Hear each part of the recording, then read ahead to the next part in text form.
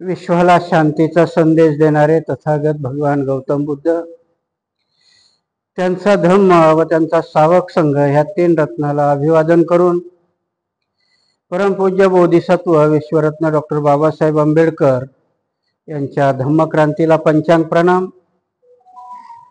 उपस्थित उपासक उपासिका, ऑनलाईन बघणारे उपासक आणि उपासिका यांच्या प्रती मंगल मैत्री करून बऱ्याचशा विश्रामानंतर आज आपण परत विहारामध्ये जमलो. मला हे बऱ्याच लोकांनी फोन करू विचित्र प्रश्न विचारू भंडावून सोडलं इथपर्यंत की भंतीजी तुम्हाला विहारातून काढून दिलं का, हाही प्रश्न होता. म्हटलं मला कधी विहारात ठेवलंच नव्हतं तर काढून देण्याचा प्रश्नच येत नाही. म्हणजे एवढे विचित्र मन आहेत आपली. आणि मग ती का मन आहे तर त्याच्यावरती मला 15 दिवस आत्मचिंतन करायला वेळ मिळाला. आणि मग परत 2 प्रवाह असा असतात की आपल्या वाचण्यातून खरोखर लोक सुज्ञ झालीत, कारण प्रश्न विचारायला आपणच सांगितले होते, की अतिशुज्ञ झालीत. याच्या काही ठिकाणी मेळ बसत नाही, पण काही ठिकाणी वाटतं की ठीक आहे, प्रश्न विचारायला सुरुवात झाली. मग ते कधी कधी अवघड जरी असले तरी विचारले पाहिजे. आणि म्हणून महाराष्ट्रामधून बघणाऱ्या सगळ्याच लोकांना की वर्षावास संपल्यानंतर मी श्रावस्ती बुद्ध विहारात राहतो, जिथे ज्ञानरक्षित भंतेजी राहतात. आणि मग काही कार्यक्रम त्यांचेही होते. आणि म्हणून फक्त एकच रविवार मला वाटतं आपला मध्ये गेला, त्याच्यानंतर नाही. एका दृष्टीने खुशी आहे की एकही रविवार लोकांना असह्य झाला. मग एखाद्या वेळेस तुमच्या विहाराचं ते सक्सेस असेल की तुम्हाला आवडतात, लोक तुमच्या बघतात, कुणीतरी वाट बघतं, ही चांगली प्रक्रिया आहे. मिलिंद प्रश्न आपण वाचतोय. मी मागेही वचन दिलं होतं की ज्युनियन कारण असल्याशिवाय मी कधीही बंक करणार नाही किंवा येणार नाही. आणि त्याला तसं ज्युनियन कारण होती की मागच्या वेळेसही. आणि नेमकं अजून ज्युनियन कारण काय झालं की आता त्या श्रावस्ती बुद्ध विहारामध्ये ज्ञानरक्षित सोडले तर मग मीच एक भिक्षू आहे.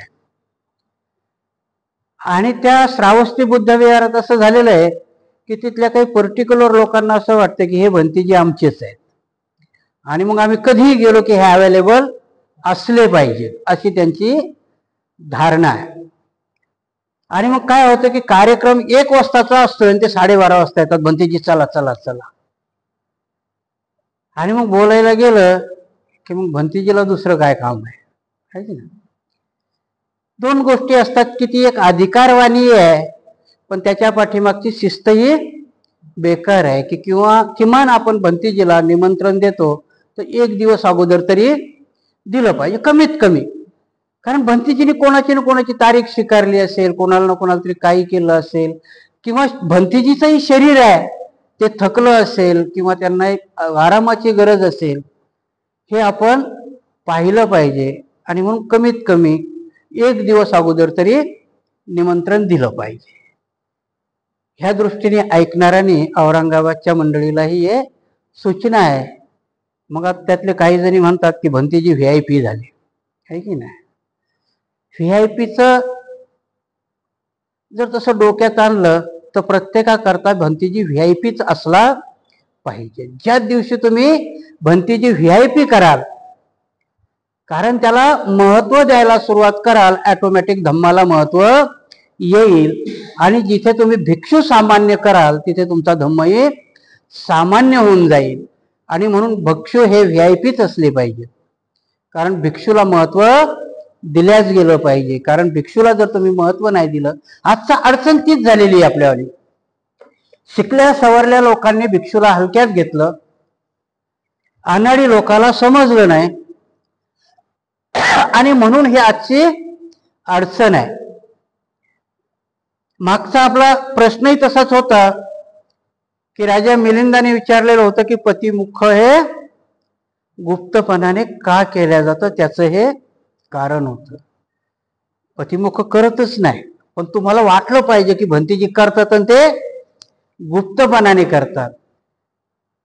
तोच भगवान बुद्धाने किंवा नागसेन भंतीजींनी 2500-2600 वर्षापूर्वी हा उपस्थित केलेला प्रश्न आजही किती रिलेव्हंट आहे, तो प्रासंगिक आहे की भिक्षू लोकांना पतिमोक्ष केलं पाहिजे. पतिमोक्ष जर केलं नाही तर मग ही परिस्थिती निर्माण होते. आणि आजही आपल्या महाराष्ट्रातली, कारण महाराष्ट्र सध्या बहुसंख्याक बौद्धाचा प्रदेश आहे आणि जिथे बहुसंख्याक लोक असतात त्यांच्यावरती जबाबदारी ही मोठी असते आणि म्हणून महाराष्ट्राच्या बौद्धावरती जबाबदारी मोठी आहे. ती आपण पाळतो की नाही पाळतो हा भाग वेगळा आहे. परंतु ज्या दिवशी, कारण या ग्रंथाचे अर्थच ते आहे.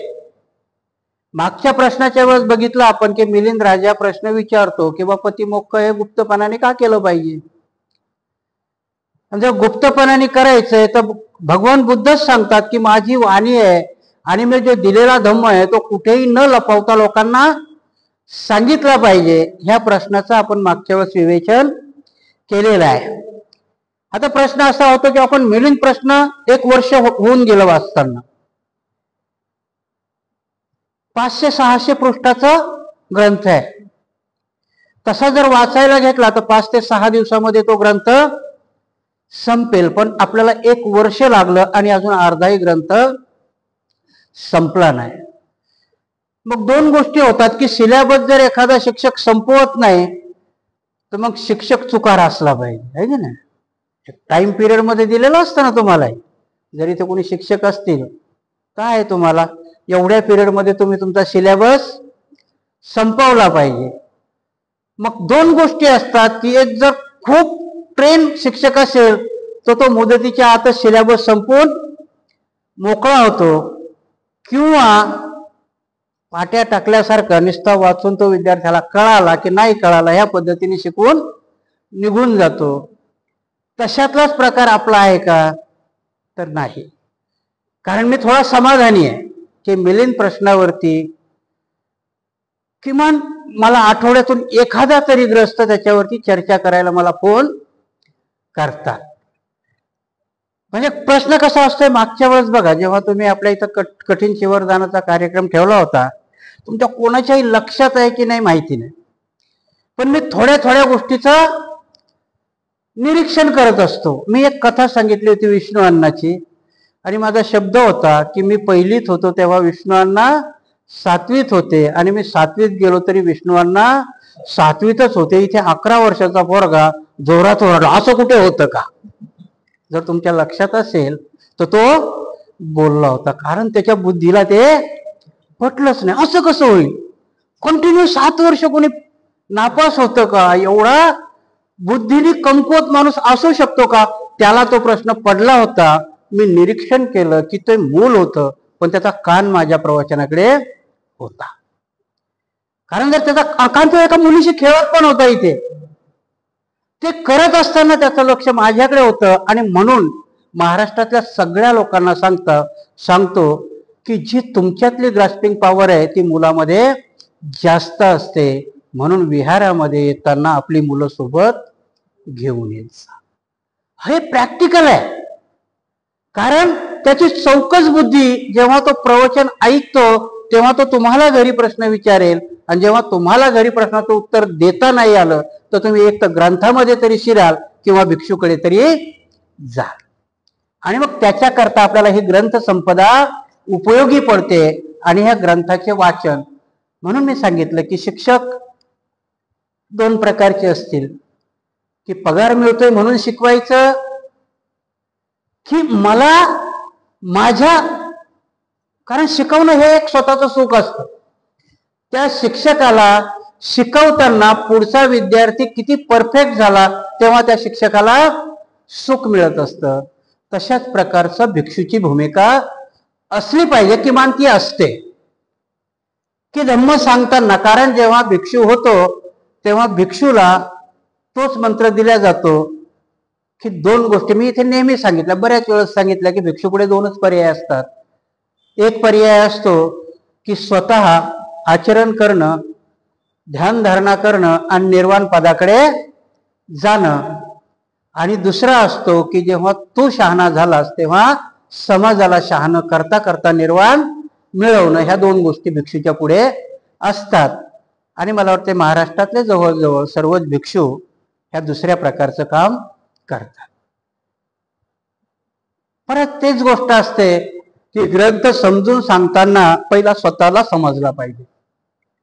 आणि जर स्वतःला समजला असेल तर मग तो दुसऱ्याला समजावायला सोपा जातो. अडचण परत अशी आहे की आपल्या समाजाला एक दुर्गुण लागलेला आहे.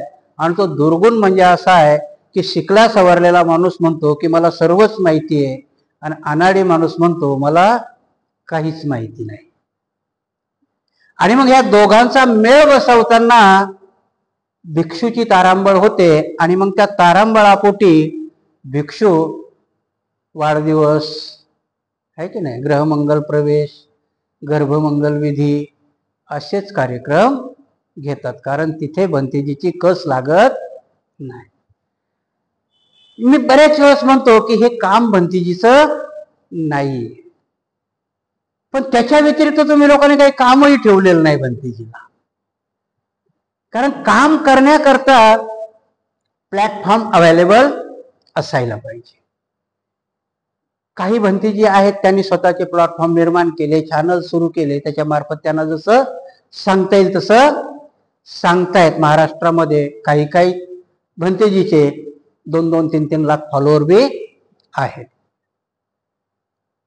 आणि मग आता आपण महाराष्ट्रामध्ये काही दोन गोष्टी असतात.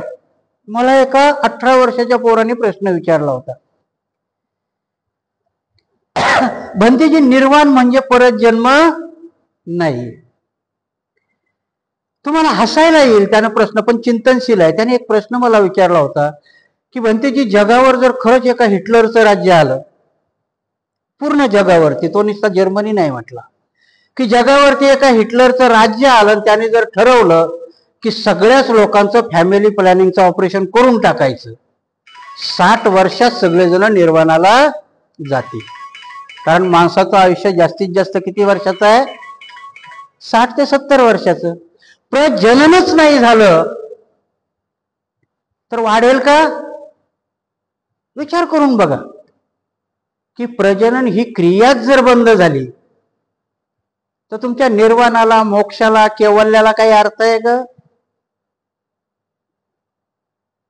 काही काही प्रजाती ह्या जगातनं लुप्त झाल्या. का लुप्त झाल्या? तर प्रजनन क्रिया बंद पडली आणि मोर्टॅलिटी वाढली. म्हणजे मागच्या काही पिढ्या जर आपण बघितल्या तर तुमच्या परदादाला किंवा आज्याच्या बापाला 10-10 ते 11-11 लेकरं असायची. का असायची? तर त्यावेळेचा मृत्यू दर का जास्त होता. कितीतरी लेकरं मरायची आणि जगण्याचा रेट हा खूप कमी होता. आणि म्हणून भगवान बुद्धांनी त्यावेळेस आनंदाला सांगितलं होतं की सगळेच निर्वाणाला जाणार नाहीत. पाचोळ्यासारखा एवढासा कचरा उचलला आणि तेवढाच धम्म तुम्हाला पुरेल. आणि म्हणून माणसाला धम्माची गरज आहे. एखाद्या हिटलरनी ठरवलं तर तो जग बुडवू शकतो. हिटलरचीच गरज नाही. आता ट्रम्प महाशयाने जर मनात आणलं आणि जर 2-4 अणुबॉम्ब टाकले तर संपून जाईल तुमचं मोक्ष, निर्वाण, ते सगळं सोबतच जाईल. इथे धम्म आम्हाला तसा शिकवता आला पाहिजे. कारण अणुबॉम्ब टाकणारा हिटलर निर्माण होणार नाही याची काळजी धम्मानी घ्यायची असते. आणि तेच प्रश्न त्यावेळेस विचारले गेले ते आज प्रासंगिक आहेत. आणि म्हणून त्यावेळेस विचारलेला प्रश्न राजा मिलिंदांनी, तो प्रश्न आजही जशाला तसे आपल्याला लागू पडतात. आणि म्हणून धम्माची गरज. बाबासाहेब तर्कवादी होते ना. बाबासाहेबांनी आपली सगळी लढाई तर्काच्या आधारावर लढलेली आहे. काळाराम मंदिराचा सत्याग्रह जेव्हा बंद केला, 5 वर्ष चालवला, थोडा नाही चालवला. किती वर्ष चालवला काळाराम मंदिराचा सत्याग्रह? 5 वर्ष चालवला. पण जेव्हा तो बंद केला तेव्हा बाबासाहेब तर्काने सांगतात की त्या देवाची आता मला गरज नाही, कारण तो मला आता आत त्यांनी बोलवलं तरी माझी जाण्याची इच्छा नाहीये, कारण मला त्याची गरज नाही आणि तो माझ्याकरता काहीही देऊ शकत नाही. आणि म्हणून जगातला कुठलाही धम्म, जगातला कुठलाही देव, जगातला कुठलाही प्रिस्ट त्याच्याजवळ कुठलीही संपत्ती तुम्हाला देण्याकरता नाहीये. तेच भगवान बुद्धांनी सांगितलं की अत्तदीपक बघ, तुला तुझा प्रकाश स्वतःच निर्माण करायचा आहे, कुणीही त्याला देऊ शकणार नाही. आणि मग त्याच्यावरतीच राजा मिलिंदानी मागच्या वेळेचा प्रश्न आपण पाहिला, आजचा प्रश्न आहे की मिथ्या भाषणाचे दोन प्रकार. मिथ्या म्हणजे खोटं. जीवनामध्ये आपण बऱ्याचशा गोष्टी मिथ्या, खोटं बोलू नये हे पंचशिलामध्येही समाविष्ट केलं भगवान बुद्धांनी. कारण मिथ्या बोलणं हे आपल्या प्रत्येक गोष्टीवरती परिणाम करत असतं. आणि राजा मिलिंदाने त्याच्याविषयीच आज भंते नागसेनाला तो प्रश्न विचारलेला आहे.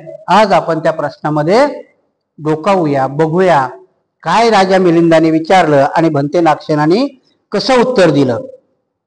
भंते नागसेन तथागताने सांगितले आहे की जाणून बुजून खोटे बोलण्यात पराजिकेचा दोष आहे. पुन्हा असेही सांगितले आहे की जाणून बुजून खोटे बोलण्याने थोडा दोष घडला असता तो दुसऱ्या भिक्षू समोर स्वीकार केला पाहिजे, म्हणजे तो दोषमुक्त होतो. भंते नागसेन, यात अशी काय गोष्ट आहे, कोणते कारण आहे की एके ठिकाणी खोटे बोलले असता संघाबाहेर काढून दिल्या जाते, तर दुसऱ्या ठिकाणी खोटे बोलले असता केवळ दुसऱ्या भिक्षूसमोर आपली चूक कबूल केली असता माफी मिळते. भंते नागसेन, जाणून बुजून खोटे बोलण्यात पराजिकेचा दोष आहे. तथागताने केलेले विधान जर खरे असेल तर जाणून बुजून खोटे बोलण्याने थोडा दोष घडला असता त्याबद्दल दुसऱ्या भिक्षूजवळ आपली चूक कबूल करावी, म्हणजे दोषमुक्त होतो. हे दुसरे विधान खोटे ठरते आणि हे दुसरे विधान खरे मानले तर पहिले विधान खोटे ठरते. ही विसंगती कशी? भंते, हे सुद्धा एक कोडे आहे, याचा आपणच उलगडा करून सांगावा. महाराज, ही दोन्ही वर केलेली विधाने तथागतानी अजून दोन्ही खरी आहेत. महाराज, विषयानुसार खोटे बोलण्याने दोन प्रकार आहेत, खोटेपणाची सीमा गाठणे आणि किंचित खोटे बोलणे. इथे राजा मिलिंदाने प्रश्न विचारलेला आहे की भगवंत म्हणतात की खोटं बोलणं हा पराजिकेचा गुन्हा आहे. पराजिकेचा म्हणजे शिवर उतारण्यापर्यंतचा गुन्हा आहे खोटं बोलणं. पण दुसऱ्याच ठिकाणी भगवंत म्हणतात की जाणून बुजून न बोलता अनावधानाने तुमच्या हातून खोटं तुमच्या मुखातून निघून गेलं असेल तर ते भिक्षूजवळ कबूल करणं म्हणजे तो गुन्हा होऊ शकत नाही. राजा मिलिंदाने हे दोन्ही प्रश्न भंते नागसेना पुढे टाकलेले आहेत की मग कुठलं याच्यातलं खोटं आहे. जर खोटं बोलणं हा पराजिकेचा म्हणजे चिवर उतारण्या एवढा जर गुन्हा आहे तर दुसऱ्या ठिकाणी भंतेजी म्हणतात की साधारणतः खोटं बोललं तर ते तुम्ही तुमच्या सहकारी भिक्षूकडे कबूल करायचं. मागच्या प्रश्नातच गेलं. पतिमोक्ष म्हणजे काय की माझा गुन्हा कबूल करणं आणि त्या संघनायकाने मग त्याच्यावरती विचार विनिमय करून त्या गुन्ह्याचं स्वरूप ठरवणं, तो शिक्षापात्र आहे की नाही. आजही पोलीस स्टेशनमध्ये त्यालाच हे आहे. तुम्ही जर गेलात तर दोन प्रकारचा गुन्हा नोंद होतो. त्याला काय म्हणतात, एक एनसी आणि एक FIR. FIR म्हणजे दखलपात्र गुन्हा आणि एनसी म्हणजे अदखलपात्र गुन्हा. बौद्धाच्या काळामध्येही तेच होतं की भिक्षूने केलेला गुन्हा दखलपात्र आहे की अदखलपात्र आहे. याच्यावरती इथेही सांगतात की खोटं बोलणं. भंते नागसेनाला ते विचारतात की भगवंताचं मग एक कुठलं तरी वाक्य खोटं असलं पाहिजे. त्यावर भंते नागसेन म्हणतात की राजे, नाहीये, दोन्ही वाक्य भगवंताची खरी आहे. कारण भगवंत कुठे खोटं बोलतच नाहीत. भगवंताच्या मुखातून निघणारा प्रत्येक शब्द हा सत्याला धरून असतो, ते कधी खोटं बोलत नाहीये. परंतु त्या वाक्याकडे किंवा त्या वचनाकडे बघताना आपल्याला दोन टाईपने बघावं लागतं. जरा थांबा 2 मिनिटं. हॅलो हॅलो, सुखी व्हा. हा बोला ना.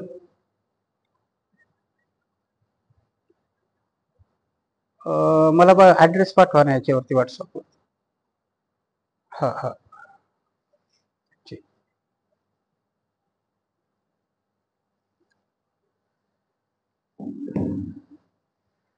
तर खोटं बोलण्याची एक सीमा असते. काही काही माणसांना खोटं बोलणं हे साधारण वाटतं, तो खोटच बोलत असतो. कारण याचं उदाहरण जर सांगितलं तर त्या हिटलरच देता येईल. हिटलरच्या काळामध्ये गोबल्स नावाचा एक त्याचा मंत्री होता आणि तो दिवसभर एवढं खोटं बोलायचं. त्याची ती नीतीच होती, गोबल्स नीती म्हणून पुस्तक आहे. तो सांगायचा की एक खोटं जर 100 वेळा सांगितलं की ते खरं वाटायला लागतं. आपणही जर बघितलं तर बऱ्याचशा गोष्टी, आजचा इतिहासही जर बघितला तर तो खोट्यावरती रचित आहे. बऱ्याचशा खोट्या गोष्टी की ज्या बाबासाहेबांनी उजागर केल्या. आपण मागेच क्रांती आणि प्रतिक्रांती बघितली. तर क्रांती आणि क्रांतीला प्रतिक्रांती करताना वैदिक किंवा ब्राह्मणी धर्माने सगळं तत्वज्ञान खोट्यावरती उभं केलं. मग हे तत्वज्ञान सगळं खोट्यावरती उभं केलं, ते अक्षम्य आहे का? बाबासाहेब सांगतात ते अक्षम्य नाही. कारण त्यांनी आमच्या हजारो वर्षे पिढ्या बर्बाद केल्या कुठल्या एका त्या खोट्याने. आणि म्हणून ते खोटं माफ करण्यालायक नाहीये. आणि म्हणून बाबासाहेब म्हणतात की त्या खोट्यामुळं मला धर्मांतर करावं लागलं, मी त्यांना माफ केलं नाही. परंतु काही गोष्टी अशा आहेत, मी परत एक उदाहरण सांगतो तुम्हाला, की मनुस्मृती लिहिली भार्गवाने, खपवली कोणाच्या नावावर? मनूच्या नावावर. मनू नावाचा कोणी प्राणी जन्माला आलाच नाही. पण का खपवली? खोटं बोलले, परंतु ते तुमच्या मेंदूवरती बिंबवण्याकरता एका पुरुषाला निर्माण केलं त्यांनी. आणि तो पुरुष पहिला काय केलं त्याचा प्रोपगंडा? मनुस्मृतीचा प्रोपगंडा नाही केला त्यांनी, ब्रह्मदेव निर्माण केला. ब्रह्मदेव या पृथ्वीचा रचयिता केला आणि त्या ब्रह्मदेवाच्या पोटी 10 पुत्र निर्माण केले, त्यातला पहिला मनू. मग तो तुमच्या डोक्यावरती एवढं गारुड केलं की त्या पवित्र माणसानं जे काही सांगितलं असेल ते सगळं खरंच असायला पाहिजे. नंतर मनुस्मृती लिहिली आणि ती त्याच्या नावावर खपवली. आता आम्ही इथं जर बाबासाहेबाच्या नावावर थोडं जरी काही सांगायला गेलो की आमचे विद्वान लोक विहारात यायला वेळ नाही, पण त्या भंतीजींनी हे बोललोय खरंच बाबासाहेब बोललेत का, हे सगळे ग्रंथ चाळून बघतात. त्याला मात्र त्यांना चिक्कार वेळ आहे. आणि मग मात्र त्याच्यावरती ते त्या भंतीजीकडे नाही जात. कुठे जातात? ते पेपरला लिहितात किंवा त्याची समीक्षा कुठे करतात? पेपरला करतात, सार्वजनिक ठिकाणी करतात. त्यांच्या मनूची त्यांनी सार्वजनिक ठिकाणी चिकित्सा केली नाही. सत्य आणि असत्य, असत्य कथनाचं उदाहरण सांगतो मी तुम्हाला, मिलिंद प्रश्नामध्ये नाही सापडणार ते. त्यांच्या असत्य कथनाचं त्यांनी कधी सार्वजनिक रूप केलं नाही. आम्ही सत्य कथन, पण त्याला वेटेज यावं म्हणून ते बुद्धाकड किंवा बाबासाहेबाकड सरकवण्याचा जरी प्रयत्न केला तरी मात्र आमचे विद्वान लोक आम्हाला उघडं नागडं केल्याशिवाय सोडत नाही. कारण सत्य तुम्हाला तुमच्या महापुरुषाकडनंही वधवून घेण्यात तुम्ही तयार नाही. म्हणून काही गोष्टी अशा असतात आणि मग तुम्ही भंतीजीवरती विश्वास ठेवत नाही. कारण ह्या भंतीजी बाबासाहेबाच्या लेवलचा थोडी आहे की जो आम्हाला सांगतोय, तो तर माझ्याही लेवलचा नाहीये. आणि भंतीजीने एखादं लॉजिक सांगितलं तर आमच्या बुद्धिवंताचा युगो हर्ट होतो. तुमच्या माहिती करता सांगतो की इथेच मी काही आपल्या मोठ्या लोकांची नावं घेतली होती. त्यांचं आता नाव नाही घेत, पण त्यातल्या एका मोठ्या माणसाचा मला फोन आला होता. ओ भंतीजी, तुम्ही सार्वजनिकरित्या आमचं वस्त्रहरण करताय. मी म्हटलं चूक असेल तर सांगा, मी सॉरी म्हणेल. भंतीजीलाही सॉरी म्हणायला काही लाज वाटत नाही. नाही तुम्ही जरा खरंच बोलता, पण हे सार्वजनिकरित्या नका बोलू. तुम्ही म्हटलं सार्वजनिकरित्या नका ना नागडे हो. कारण एक कथा सांगतो तुम्हाला, एका राजाला एका साधू बाबाने मूर्ख बनवलं होतं. काय मूर्ख बनवलं होतं की महाराज तुमच्यावर मी असा अलौकिक ड्रेस घालतो की तो ड्रेस जर तुम्ही परिधान केला तर सगळ्या लोकांना तुम्ही खूप मोठे तत्वज्ञ, मोठे राजे वाटाल. आणि मग त्या साधूने कुठला ड्रेस घातला? ड्रेस तर घातलाच नाही, पण राजा नागडा केला. शर्ट काढायला लावायचा, छूछा म्हणायचा, महाराज तुमच्या अंगावरती शर्ट आलं. तुम्ही त्याच्यावर विश्वास ठेवायचा. आणि त्याने तेवढंच नाही केलं तर त्या नागड्यापणात त्या राजाची मिरवणूक काढायला सुरुवात केली आणि डिक्लेअर केलं की राजाच्या अंगावर दैवी ड्रेस आहे. जो कुणी आपल्या बापाचा मुलगा असेल त्याला तो राजाचा ड्रेस दिसेल. आता नागडा राजाची मिरवणूक काढली. कोणी म्हणेल का राजा नागडा आहे म्हणून? पण एका म्हाताऱ्याच्या कडेवर एक 4 वर्षाचं पोरगं होतं, ते स्वतःच नागडं होतं. आणि मग त्या आज्याच्या दाढीला हात लावून म्हणायचं, आजे बाबा मीन राजा सारखाच आहे. काय सांगण्याचा उद्देश होता त्याचा? की मीही नागडा आहे आणि राजाही नागडा आहे. आज्याच्या पोराचं तोंड दाबत होता. नागड्या राजाला तू नागडा आहेशी सांगायची सोय नाहीये. तशी आमच्या विद्वानाची गोष्ट आहे. नका ना होऊ नागडे, मग धम्म सांगा ना चांगला. कारण त्यांना परत एक खूप मोठी बुद्धिमत्तेची इगो असतो की आम्ही पुस्तकं लिहिली. अरे तुमची पुस्तकं वाचणारा किती टक्का आहे? 1.5% ना. गरज तुमच्यावाल्या त्या 98% आहे. तुमची बुद्धिमत्ता त्या 98% कळली पाहिजे. हा 1.5% तुमच्या ऐकण्याच्या मनस्थितीत नाहीये, कारण तो तुमच्यापेक्षाही स्वतःला हुशार म्हणतो. मिथ्या वचनं कशी आहेत? तर तुम्ही स्वतः मिथ्या वचनं करतात आणि दुसऱ्याने सांगायचा प्रयत्न केला तर मग मात्र इगो हर्ट होतो. भंते नागसेन राजा मिलिंदाला त्याच पद्धतीने समजावून सांगतात की ही दोन्ही बुद्धाची वचनं आहेत. आणि उदाहरण कसं देतात ते विचारतात की राजा, तुझ्या राज्यामध्ये तो न्यायाधीश आहे. राजाच न्यायाधीश असायचा ना. त्याच्या दरबारामध्ये कुणी काय केलं आणि राजा जो निकाल देईल तो सगळ्यांना मान्य असायचा. आणि म्हणून भंते नागसेन विचारतात की राजा, तुझ्या राज्यामध्ये एखादा माणूस कोणाविषयी जर खोटं बोलला तर काय करशील? नाही, त्याला अपराधाला सजा तर देईल. कमीत कमी त्याने किती साधं जरी खोटं बोललं असले तर त्याला मी आर्थिक दंड तरी दे, की तो खोटं बोललाय म्हणून मी त्याला साधारणतः एखादा, त्यावेळेचं कर्षपायन म्हणायचे, तेवढा तरी दंड करेल. आणि भंते नागसेन विचारतात, राजा, एखाद्या माणसाने एखाद्या माणसाला थापड मारली तर काय करशील? त्यालाही म्हणे साधी थापड तर मारली, त्यालाही 1-2 आण्याचा दंड करेल. भंते नागसेन परत विचारतात की राजा, त्याच माणसाने तुझ्या थोबाडीत मारली तर काय करशील? राजा म्हणतो, त्याचे हातपाय काढून त्याच्या 7 जन्माच्या पिढ्याला मी सजा करेल. भंते नागसेन त्या राजाला समजावून सांगतात की राजा, असंच आहे असत्याचं बोलणं, की कुठल्या असत्य बोलण्याला माफ करावं आणि कुठल्या असत्य बोलण्याला सजा द्यावी हे बुद्धांनी त्यावेळेस समजावून सांगितलेलं आहे. आणि त्याच कथा आजचा कसं प्रासंगिक आहे हे प्रश्न. आमच्या भूषण गवईला एक माणूस तिथल्या तिथे बूट काढून दाखवतो, आमचा भूषण गवई त्याला माफ करतो. आता सगळ्याच्या डोक्यात विचार आला असेल की आमचे भूषण गवई खरे बुद्धिस्ट आहे, ऐके नाही? माफ करणं बुद्धांनी सांगितलं ना, माफ करायला खूप मोठी शक्ती लागते. भूषण गवईने त्याला माफ केलं, पण तो जोडा त्याने भूषण गवईला मारला होता का? आणि मग भूषण गवईला माफ करण्याचा अधिकार आहे का? 2 प्रश्न आहेत नाही ते. कारण याच्या अगोदर अशा कितीतरी टिप्पणी अगोदरच्या जजनी केलेल्या आहेत, त्याच्यावरती कुणी बूट उगारलं होता का?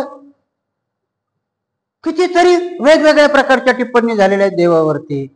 कारण त्याच कोर्टामध्ये डिसिजन आलेलं आहे की हिंदू नावाचा धर्मच नाही, असं डिसिजन, जजमेंट आहे सुप्रीम कोर्टाचं. तेव्हा मात्र कोणी बूट काढला नाही. परंतु तेच भूषण गवई खजुराच्या तिथे, तो आता खूप मोठा विषय आहे, लंबा. ती खजुराची मूर्ती भगवान बुद्धाची आहे, तिचं मुंडकं तोडून टाकलेलं आहे या लोकांनी. आता ते काय सांगतात की ते मुंडकं विष्णूचं लावायची परमिशन द्या. ह्या भूषण गवईच्या डोक्यात थोडासा किडा त्याला माहिती आहे, कारण बुद्ध आहे ना, थोडा बोलायची सोय नाही ते बुद्ध होते म्हणून. ते सांगतात ते आर्कॉलॉजीचा विषय आहे. आणि डीएनए मध्ये असतं की जास्तच भंडावून सोडलं की तुमच्या आतलं माणूस बाहेर येतं. त्याला जास्तच भांडवल्याबरोबर ते बोललं जा तुझ्या विष्णूलाच विचार.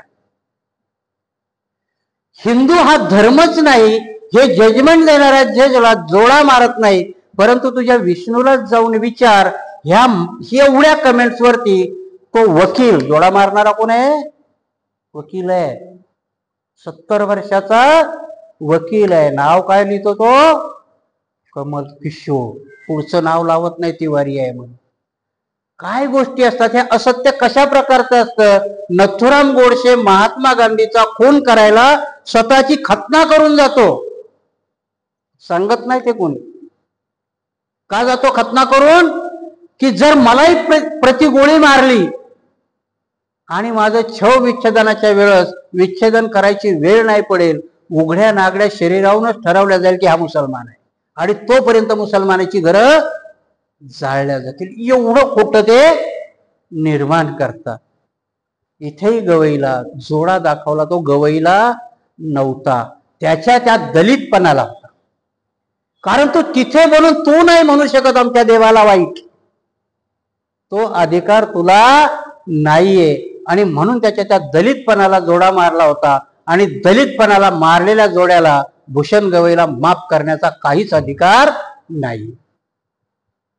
नाही तर डिक्लेअर करावं भूषण गवईनी की मी बौद्धिस्ट नाहीये. कारण त्या जोडा, आणि तोच जोडा मारणारा काय म्हणतोय? भूषण गवईची काय कमेंट आहे? तुझ्या देवाला विचार. पण जोडा मारणारा तेच म्हणतो की त्याच देवाने मला उद्योग केलेलं आहे. रात्री स्वप्नात यायचा, मला झोप नव्हता येऊ देत ते दोघ. याचं विश्लेषण कसं करायचं? ते गवई बोलले की तुझ्या देवाला विचार, आणि याचा देव याच्या स्वप्नात येऊन बूट मारायला सांगतो. ते सांगत नाही ते बुद्धाची मूर्ती आहे. हे विश्लेषण नाही करत, आमचे कुठलेच लोक करत नाहीत.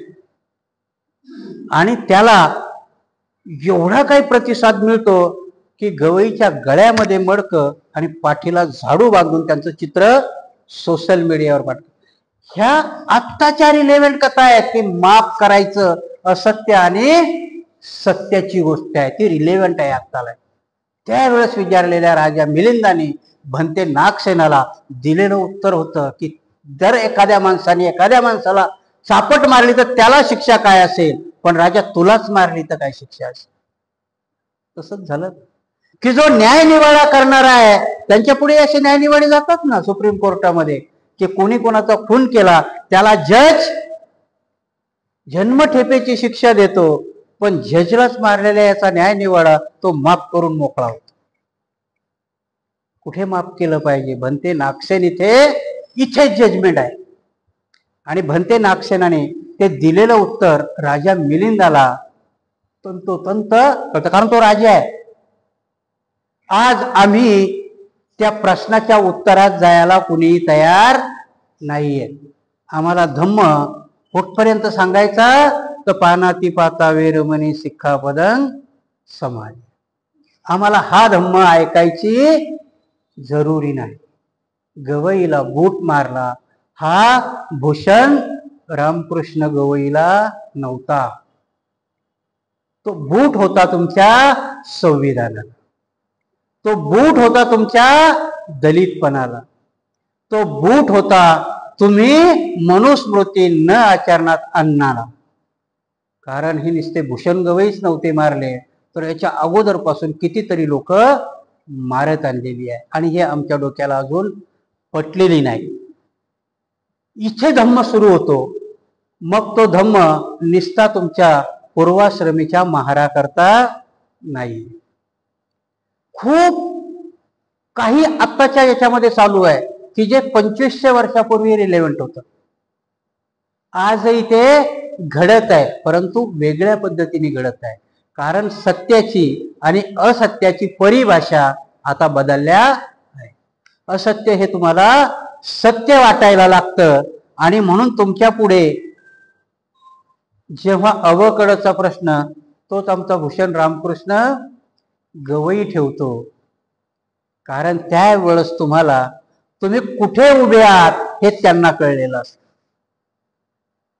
वाघ काय म्हणतो की मला पूर्ण गाव मारायला येऊ द्या, दरकाळी फोडली की गाव पळून जातो. पण तो वाघ म्हणतो एका आईचे 2 नका येऊ, कारण ते पळून जाणार नाही, ते भावाला बघतील. याच्यावर तो झडप नाही घातलेली आहे. ती बुद्धाने तुम्हाला सांगितलेली एकता आहे का ती एकता? कारण ती एकता जर तुमच्यामध्ये दिसली असती तर त्या किशोरला 50 वेळेस विचार करावा लागला असता गवईकडं बोट दाखवताना. मग त्या एकतेचं प्रतीक गवईलाही दर्शवता यायला पाहिजे होतं की अवकड करताना मी ह्या एकतेचं प्रतीक आहे का. काही ह्या गोष्टी अशा एवढ्या काही तत्व निष्ठपणाने शोधायच्या असतात, आणि त्या शोधल्या तर ऍक्सेप्ट करायलाही तुम्हाला तेवढीच ताकद लागते. एकता आम्ही त्या शोधत नाहीत, आणि जर कोणी शोधल्या तर ते स्वीकारण्याची आमची तयारी नाही. काय होतं तुम्हाला, आता मी मुद्दाम आहे त्या ह्या प्रश्नाला धरूनच, पण गवईला जोळा मारण्याच्या अगोदरचे थोडेसे प्रसंग आठवून बघा. काही काय झाले होते प्रसंग? RSSच्या 100 वर्षाच्या कार्यक्रमाकरता भूषण गवईच्या आईला निमंत्रण गेलं होतं. काही गोष्टी अशा असतात की तुम्हाला निमंत्रण पाठवण्याची हिंमतच होणं म्हणजे तुम्ही तुमच्या बाजूला केलेली परिस्थिती निर्माण आहे. 2 दिवसांनी एका सुंदर हस्ताक्षरातलं पत्र डिक्लेअर होतं, आणि दुसऱ्याच दिवशी त्या गवईबाईचा पोरगा त्याचं खंडन करतो, आणि मोजून 6व्या दिवशी गवईवरती बोट उगारल्या. कड्या लागतात काय? आणि ह्या कड्या लावण्याचा प्रयत्न पूर्वाश्रमीच्या बाबासाहेबाला बाप म्हणणाऱ्या लेकरांना कळेल की नाही, मला तरी नाही वाटत तो कळलाय म्हणून. कारण तो कळाला पाहिजे. तेव्हा कुठे राजा मिलिंदांनी विचारलेल्या प्रश्नाला असत्य बोलण्याचे 2 प्रकार ते असे आहे. कारण ते 5 दिवस असत्यच चाललं होतं, आणि त्या असत्याचं सत्य स्वरूप आम्हाला त्या कोर्टामध्ये दिसलं. कारण ते सत्य होतं, तुमच्यावर बोट उगारण्याची प्रक्रिया सुरू झालेली. तीच प्रासंगिकता आम्हाला अनुभवता आली पाहिजे, तर का आमचा मिलिंद प्रश्नाला समजण्याचा काहीतरी अर्थ होईल. नाही तर एका ओळीतलं उत्तर आहे की राजा मिलिंदाने विचारलं, भगवंत का म्हणाले की एक असत्य बोलणं हा पराजिकेचा दोष आहे, तर दुसरा जाणून बुजून न बोललेलं असत्य एका भिक्षूजवळ कबूल केलं तरी तो दोष निघून जातो. आमच्याला ते स्वीकारता आलं पाहिजे, याच्या मधल्या ओळीमध्ये स्वीकारता आलं पाहिजे, आणि आम्हाला त्याची चिकित्सा करता आली पाहिजे की भर कोर्टामध्ये दाखवलेला बोट हा गवईला होता की घटनेला होता, की आमच्या मागासलेपणाला होता, बाबासाहेबांनी दिलेल्या अधिकाराला नाकारण्याकरता होता. हे सत्य असत्यामधला फरक ज्या दिवशी आम्हाला कळायला लागेल त्या दिवशी आम्ही मिलिंद प्रश्न खूप चांगल्या प्रकारे स्वीकारला किंवा आम्हाला समजला असा त्याचा अर्थ होईल. मला वाटतं हा प्रश्न तुम्हालाही थोडाफार समजला असेल. काही जणांचे मला फोन येतील की भंतेजी तुम्ही आउट वे ऑफ जाऊन समजावता. मी आउट वे कुठेही जात नाही, मी तुम्हाला परत त्या प्रश्नाजवळच घेऊन येतो. कारण त्यावेळेचा प्रश्न, त्यावेळेची परिस्थिती, त्यावेळेचा निर्णय देणारा नागसेन, आजची परिस्थिती, आजचा प्रसंग आणि आजचा निर्णय देणारा भिक्षू याच्यामध्ये खूप जमीन अस्मानचा फरक आहे. कारण परिस्थिती ही ती समजून घ्यायला वेळ नाही. कारण त्यावेळेचा राजा त्याला प्रश्न समजवल्यावर त्यांनी खूप लोकांना हरवलं होतं, पण जेव्हा तो नागसेना बरोबर हरतो त्यावेळेस तो नागसेनाला वचन देतो की मी राजा आहे, ह्या धर्माला राजाश्रय दिल्याशिवाय राहणार नाही. आम्हाला समजलेल्या लोकांना आम्हाला आता राजाश्रय देणं म्हणजे काय? बाबासाहेबांनी केलं की बोट, त्या राजाश्रयाकरता आम्हाला काय करता येईल? लाही राजाश्रय किमान लोकाश्रय तरी आम्हाला त्या धम्माला देता येईल का? आणि म्हणून राजस्थानच्या IPS ला फुनका करतो, 18 लोकांची नावं लिहून आत्महत्या करतो. ह्या सगळ्या सत्य असत्याच्या गोष्टी आहेत. ते माफ करणं एवढं सत्य आहे का? परत तुमच्या माहिती करता सांगतो, कारण मी खूप निरीक्षण करणारा माणूस आहे. ती माणसं तुमच्या असत्याला सत्य डिक्लेअर करण्याकरता ती स्वतःची आहुती द्यायला कमी करत नाही. तिथल्याच एका माणसाने परत आत्महत्या केली आणि ज्याने आत्महत्या केली त्याच्यावरतीच ब्लेम लावला की हा भ्रष्टाचारी होता. चर्चा बंद झाली. कुठपर्यंत आम्ही आमच्या धम्मिक लेवलवरती प्रगल्भ झालं पाहिजे? कारण धर्म निस्तेज, परत मी सांगितलं की तुमच्या लग्न लावण्यात, बाळाचं नाव ठेवण्यात, ग्रहमंगल प्रवेश करण्यात नाहीये, ते होत राहतील. कारण ती तुमची भौतिक प्रगती आहे. भौतिक प्रगती ही एक प्रकारची सूज असते. कारण त्या भौतिक प्रगतीला जोपर्यंत धम्माची प्रगती होत नाही तोपर्यंत तुमच्या सांस्कृतिक पिढ्या उत्कर्ष पावत नाहीत. आणि म्हणून तुमच्या भौतिक प्रगती बरोबर तुम्हाला धम्माच्या प्रगतीची जोड द्यावी लागेल. आणि त्याच्याकरता मिलिंद प्रश्नामधले प्रत्येक प्रश्नाला आपल्याला भिडावं लागेल. म्हणून आजचा हा प्रश्न, जसा भंते नागसेनाने राजा मिलिंदाला उत्तर दिलं की असत्याचे 2 प्रकार आहेत. एक असत्य सीमेच्या बाहेर जातं, तर दुसरं असत्य हे तोकडं असतं की जे डिक्लेअर केलं किंवा कबूल जरी केलं तरी तो दोष निघून जातो. पण काही असत्य असे आहेत की ते शिक्षेविना कमी होत नाही. आणि म्हणून मी तुम्हाला भूषण गवईचा हा किस्सा समजावून सांगितला की ते आता तुम्ही ठरवा की तो अपराध अप्राक्षम्य होता की अक्षम्य होता. आज आपण ह्याच मुद्द्यावरती आजचा मिलिंद प्रश्नाचं प्रवचन इथेच थांबूया. भवतु सब्ब मंगलं रक्षन्तु सब्ब देवता सब्ब बुद्धानुधम्मानुसंघानुभावे सदा सुस्ती भवन्तु. सुखी.